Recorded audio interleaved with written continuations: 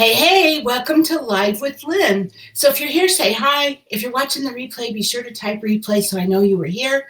I'm Lynn Huber, and I want to thank you for being out today.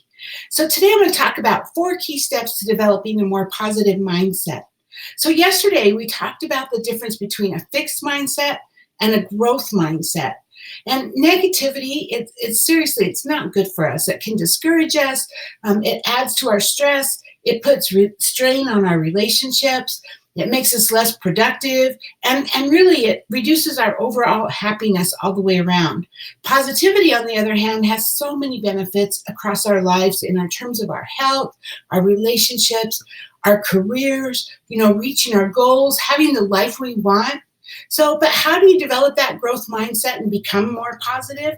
Is it really that simple to do that? Well, I have 4 steps. I have 4 steps that can help you today to develop a more positive mindset. Number 1, keep a thought journal. If you have a negative internal dialogue constantly keeping you down, you need to take action to banish those thoughts. But the first thing is you have to identify that you're having a problem, right? You have to first know that what it is that you're dealing with.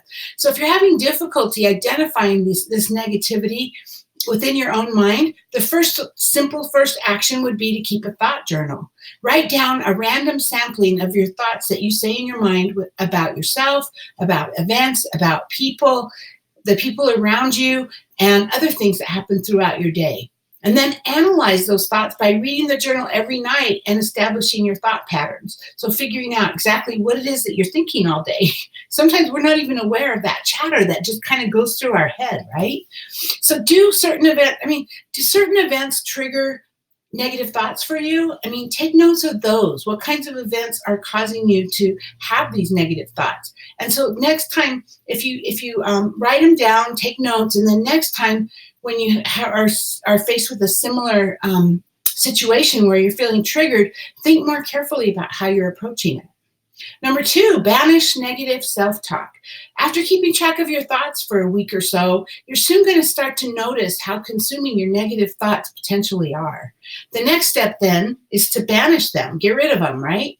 Next time you go to write down a negative thought in your thought journal, try to rephrase it in a way so that it becomes a neutral statement. So it's not bad or good, right? Just neutral, just is what it is instead of a negative thought, right? So for example, if you were to say, Bob forgot to take the trash out again and I had to do it and it ruined my evening, you could change that into, Bob forgot to take the trash out, I did it.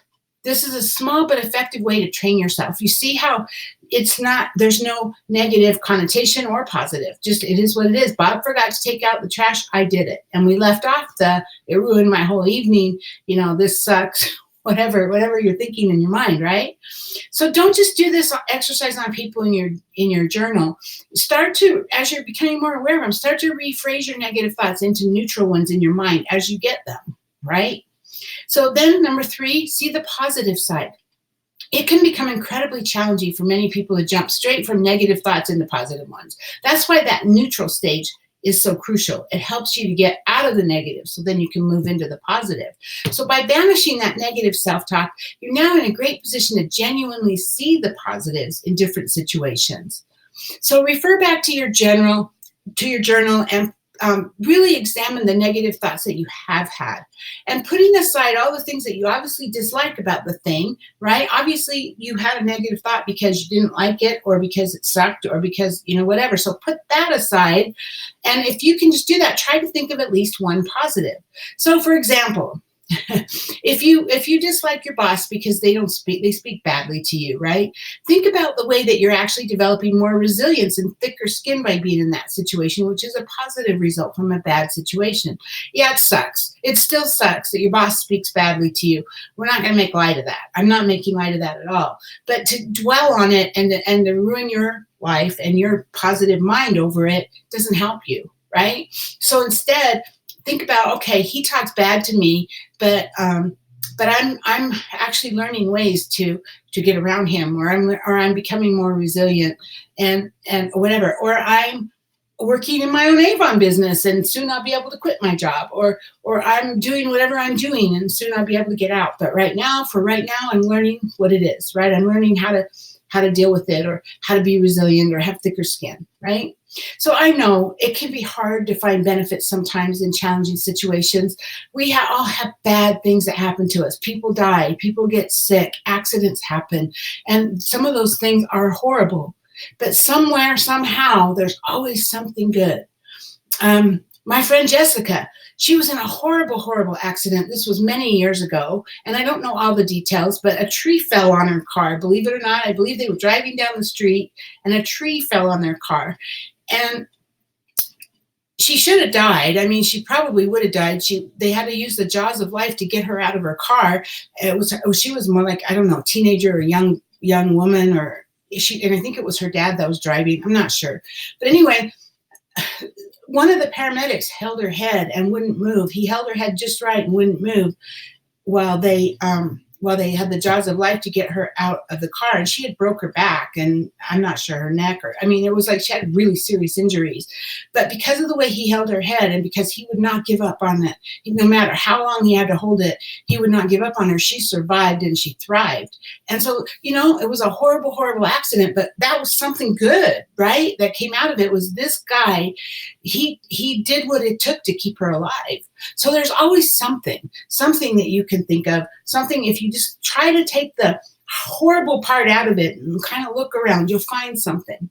Dalai Lama once famously said, see the positive side, the potential, and make an effort.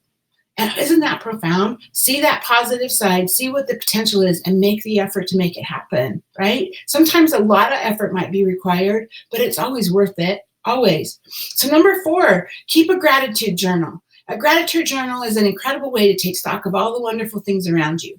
So every evening, write down all the things in your day and your life more generally that you're grateful for. Perhaps you're grateful to your friends for their support, or for the warm bed that you're able to sleep in, or the great weather you had that day. Write it down. It doesn't even matter. There's no good or bad, right? I mean, you can be grateful for everything, right? So if someone gives you a compliment that you appreciated on a particular day, or said something thoughtful, write that down in your gratitude journal. And then when you find yourself being negative or critical, open up your journal and read over all those positive things in your life that made you feel grateful. That's a surefire way to help you feel grateful again, and to reground you and make you gain perspective and help you realize how insignificant that particular trigger may be in the grand scheme of things, right? So context is important. So always keep shifting your mind towards the positive. Kind of be aware of what you're feeling, and just every time that you're feeling something that's negative, shift it towards the positive and stay grateful. I'm sorry. My good friend Timothy Brown, he's amazing at this. He's just amazing. No matter what happens, he finds a way to be grateful, and he is so successful. He's actually one of the most highest top sellers in Avon, but he's also an eye doctor. He's a doctor, an MD eye doctor, and he has a very successful eye clinic, and he has a family, and he has all this stuff going on, and he is grateful for everything, and that's what helps him be more successful, and I just love that about him. So really, practicing these 4 simple thoughts can help you transform the way that you perceive the world around you. Positive perception has the power to change your life in so many ways. It can improve your attitude and the ways that you respond to stress triggers.